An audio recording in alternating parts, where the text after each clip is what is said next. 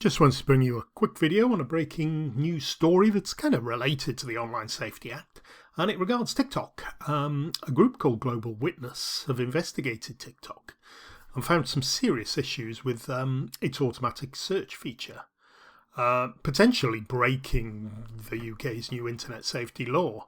I'll do a little witness link in the description below. Here it is, Global Witness.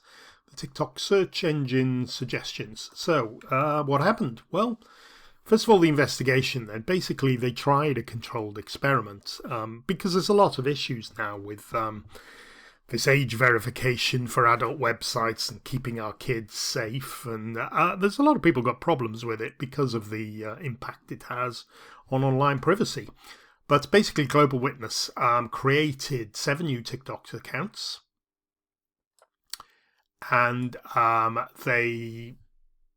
each of them was simulating a 13-year-old user. They used brand new clean phones, so you didn't have any history or cookies or anything on that there. And they enabled all available safety settings for those children. So they basically created a 13-year-old child on 7 new phones. And the researchers immediately noticed quite significant flaws, mainly regarding TikTok's search feature, which basically proactively suggested inappropriate terms before even users started typing. And you follow these suggestions and accounts were able to access highly explicit content with just 1 or 2 clicks. Now, I won't, they're in the report. If you want to see, you can get access to them, of the sort of stuff you had. Some of the videos actually encountered underage individuals as well, adult material, which they reported to the relevant authorities. Now, this is a platform that is used by lots of children. Basically, there was instant exposure to adults and sexual terms to brand new 13-year-olds just signing on to TikTok for the first time. Forget all the histories and whatever they've typed in, nothing. They were just directed down this adult pathway, which certainly break the UK's Online Safety Act and perhaps show why it's kind of missing the point, really. Stopping children going to adult websites is not the issue. It exists on social media, particularly with TikTok, which is very well used by younger people. TikTok promises that they must enter the birth date when signing up. Fine. Private accounts for users under 16 by default. They limit direct messaging, which is obviously good for young users. There's tools to manage screen time and filters for bad keywords. That's usually hit and miss in my experience. But there are parental controls and family pairing. All these rules sound good, but it didn't work in this Global Witness's investigation. The search bar was the problem, and it suggested harmful content straight away. The entire safety plan of TikTok failed. TikTok's secret For You algorithms made it hard to see who's responsible or check what's actually happening anyway. TikTok's a big draw for you young users. Now, I'm not a great TikTok user. I've got an account, but I can barely find my way around it, and I don't use it. But it is popular across all ages. But many young children, it's their main gateway. Perhaps older users will use things like TikTok and X. Others use TikTok. Youngsters use TikToks. 49% of teens apparently use TikTok to search.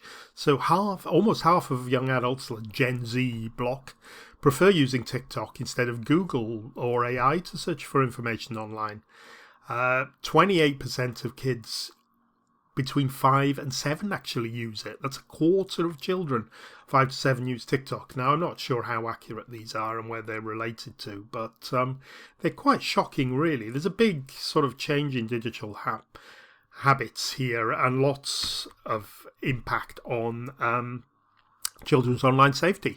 So this is what the Online Safety Act really targets adult websites with this idea that 10-year-olds are accidentally going to Pornhub and adult websites like that.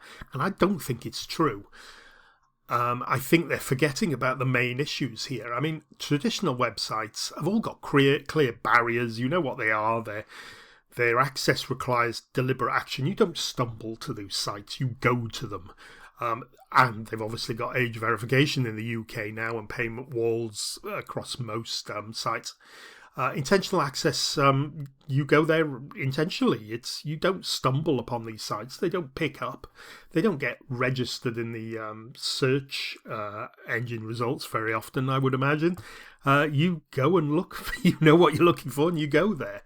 It's suggested that fewer than 5% of children accidentally encounter adult content on these platforms.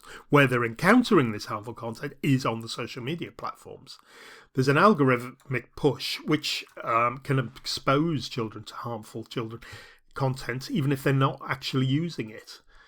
Age gates like birth dates are easily circumvented. My children, I think, had Facebook accounts, which is not the issue here, from a very early age, just by saying they were 13 or something like that. Ubiquitous accidental exposure, over 30% of minors report encountering explicit content without actually searching for it. That's a big number. Global Witness has found some big problems here, and this direction that we're going with the Online Safety Act, which I suppose they have admitted they will change and tinker along the way, again, seems to be completely missing the point. Age verification on adult and harmful content websites causes great issues for all of us and has limited impact, I suspect, on keeping our children protected.